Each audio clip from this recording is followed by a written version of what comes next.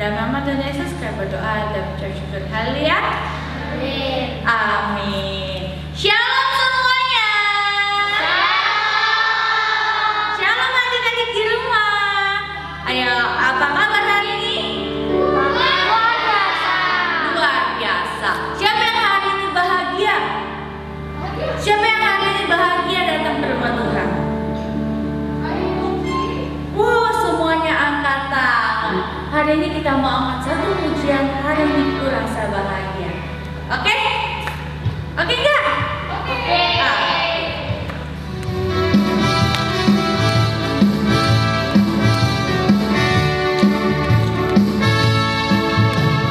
Hari ini ku rasa bahagia berkumpul bersama saudara seiman.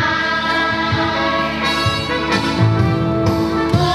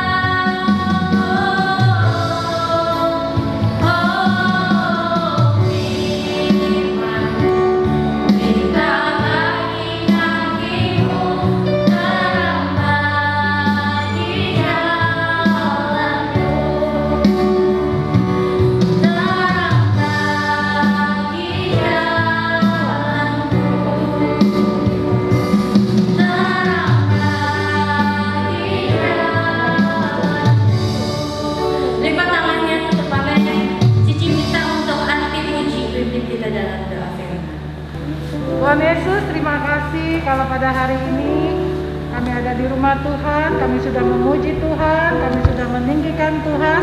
Sebentar kami mau dengar firman Tuhan, kiranya Tuhan memberkati Cici akan menyampaikan firman. Kiranya kami mau duduk diam untuk mendengar firman Tuhan. Terima kasih Tuhan, haleluya. Di dalam nama Tuhan Yesus Kristus kami berdoa dan mengucap syukur, haleluya, amin. Shalom adik-adik, kita bertemu lagi minggu ini. Kita bertemu dengan Koko, akan menceritakan firman Tuhan dan bercerita firman Tuhan. Sekarang sebelumnya kita akan berdoa dulu. Kita lipat tangan, kita tutup mata, kita akan berdoa. Tuhan Yesus yang baik, kembali kami datang padamu. Kami akan mendengarkan firman-Mu. Kami akan mendengarkan cerita, melihat video biara Tuhan. Apapun yang kami lakukan pada saat ini, menyenangkan hati. Dalam nama Tuhan Yesus kami berdoa. Haleluya, amin. Nah, adik-adik, kita akan menyaksikan ada seorang bapak yang selalu senantiasa dia berdoa. Ya, kita akan menyaksikan videonya. Oke, kita simak ya. Jangan kemana-mana. Adik-adik duduk dan simak video kita. Oke. Ada seorang tukang tahu. Setiap hari ia menjual dagangannya ke pasar. Untuk sampai ke pasar, ia harus naik angkot langganannya. Dan untuk sampai ke jalan raya, ia harus melewati pematang sawah. Setiap pagi ia selalu berdoa kepada Tuhan agar dagangannya laris. Begitulah setiap hari. Sebelum berangkat, berdoa terlebih dahulu dan pulang sore hari. Dagangannya selalu laris manis. Suatu hari, ketika ia melewati sawah menuju jalan raya, entah kenapa tiba-tiba ia terpeleset. Semua dagangannya jatuh ke sawah, hancur berantakan. Jangankan untung, modal pun buntung. Mengeluh ia kepada Tuhan, bahkan menyalahkan Tuhan. Mengapa ia diberi cobaan seperti ini? Padahal ia selalu berdoa setiap pagi. Akhirnya ia pun pulang, tidak jadi berdagang. Tapi 2 jam kemudian ia mendengar kabar bahwa angkot langganannya yang setiap hari ia naiki, pagi itu jatuh ke dalam jurang. Semua penumpangnya tewas, hanya ia satu-satunya calon penumpang yang selamat. Gara-gara tahunya jatuh ke sawah, sehingga ia tidak jadi berdagang. Doa tidak harus dikabulkan sesuai permintaan, tapi terkadang diganti oleh Tuhan dengan sesuatu yang jauh lebih baik daripada yang diminta. Tuhan Maha tahu kebutuhan kita dibandingkan diri kita sendiri. Karena itu, janganlah jemu berdoa, juga jangan menggerutu, apalagi mengutuk. Boleh jadi kamu membenci sesuatu, padahal ia amat baik bagimu. Dan boleh jadi kamu menyukai sesuatu, padahal ia amat buruk bagimu. Tuhan mengetahui, sedang manusia tidak mengetahui. Nah, kita sudah saksikan video tadi. Nah, kita sudah lihat di mana ada seorang bapak, dia setiap hari dia berdoa pada Tuhan. Jadi, sekarang gue mau tanya sama adik-adik, siapa yang sekarang masih rajin berdoa dan pada waktu bangun tidur? Ayo, siapa yang pada waktu bangun tidur berdoa? Ya? Tuh, ya, masih ada yang berdoa atau rajin berdoa. Bangun tidur, belum makan, dan juga kalau pada waktu dulu sebelum berangkat sekolah. Karena sekarang sekolahnya online, jadi sebelum kamu menyalakan laptop atau komputer kamu berdoa dulu. Hikmat sama Tuhan setiap pelajaran yang kamu terima di sekolah.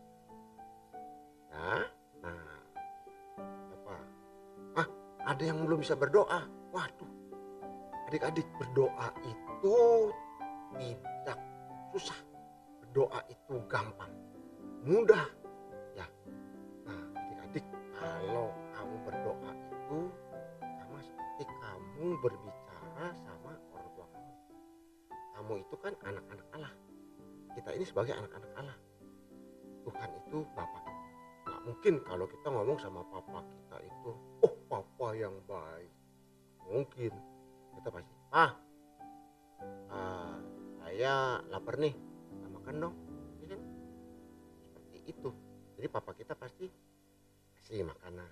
Ya kan? Gak mungkin, oh papaku sayang, papaku tercinta, saya minta uang jajan. Gak mungkin begitu. Pasti kamu bilang, minta uang jajan dong. Ya, buat jajan nih, beli makanan nih. Jadi kan orang tua kamu pasti kasih. Begitu juga kamu berdoa. Ya, kita lihat ada ayatnya yang mengajarkan pada kita doa itu nggak usah bertele-tele, nggak usah panjang lebar. Ya, doa itu pas poinnya. Kamu mau doa makan? Ya, doa. Makanan kamu doain. Biar menjadi berkat, menjadi kekuatan, kesehatan buat kamu. Ya, yuk kita lihat ayatnya sama-sama ya. Kita buka dalam Matius 6 ayat 7. Lagi pula dalam doamu itu janganlah kamu bertele-tele seperti kebiasaan orang yang tidak mengenal Allah. Mereka menyangka bahwa karena banyaknya kata-kata doanya akan dikabulkan. Jadi diajarkan bahwa bukannya kita berdoa panjang lebar, doa kita pasti akan dijawab. Tidak. Begitu juga bukannya doa kita asal-asalan. Doa itu, Tuhan, saya mau tidur, saya mau bobok dan ngantuk, amin. Nggak begitu. Itu bukannya doa. Itu cuma permisi doang. Ya, kita mau lewat, permisi gitu loh. Ya kan? Kalau kita berdoa itu, Tuhan Yesus, saya mau tidur. Tuhan Yesus tolong jagain saya. Bungkus oleh kuasa darahmu dari malam ini hingga besok pagi. Besok pagi saya bangun dengan kekuatan, kesehatan yang Tuhan Yesus berikan. Agar saya dapat melakukan semua aktivitas lagi. Nah seperti itu. Nah, jadi nggak usah panjang lebar. Jadi doa itu singkat dan ada inti. Bukan berarti kita itu doa itu mesti mana ya ngarang dulu, enggak. Kita doa itu harus ngomong aja apa yang kita mau ucapkan. Jadi seperti Bapak yang tadi, Bapak ini tiap hari doa, Tuhan Yesus lindungi saya pulang dan pergi dengan selamat. Berkati saya agar dagangan saya laku, saya pulang bawa uang. Ya tiap hari berdoa seperti itu. Dia berdoa dan pada suatu hari ternyata dia terpleset dan jatuh. Setelah dia jatuh, tahunya habis. Dia marah sama Tuhan. Tuhan, saya udah berdoa, Tuhan jagain saya. Dan saya nyari gak dapat uang. Gimana? Kan saya udah doa sama Tuhan. Nah, enggak adik-adik seperti itu. Ya, coba ingat-ingat. Oh iya kok, saya pernah tuh kok. Saya berdoa, Tuhan, saya besok ulangan. Tuhan, tolong ya nilai saya bagus loh. Saya mau dapat nilai yang bagus. Ya Tuhan ya, kan Koko sama Cici bilang kalau ini kita harus berdoa, minta sama Tuhan. Nah, saya berdoa nih Tuhan. Saya minta sama Tuhan ya besok saya mau ulangan dapat nilai yang bagus. Pada saat kamu ulangan, kamu udah mengerjakan soal dan hasilnya pasti kamu, wah saya udah doa nih, saya udah doa. Itu loh Tuhan. Begitu kamu lihat hasilnya nggak memuaskan, hasilnya jelek atau pas-pasan. Kamu, Tuhan gimana sih? Saya kan udah doa. Gimana Tuhan? Kok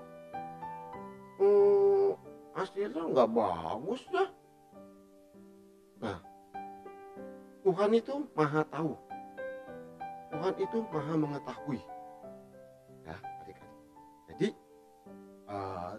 kamu boleh marah sama Tuhan, tapi Tuhan itu maha tahu. Tuhan itu mengetahui.